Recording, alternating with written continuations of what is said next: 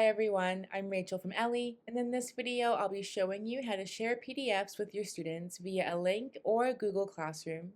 So let's get started. Once you have logged in, click everything at the top and choose a section you'd like to browse for content from. Click a category, choose a lesson, and then click Open PDF. From the top right corner, click the Share PDF button. From here, click the blue Copy Link button.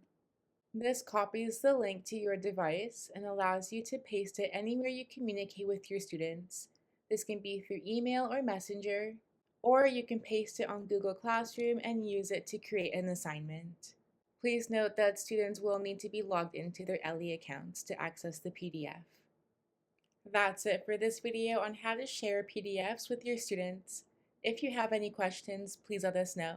Happy teaching! Ellii.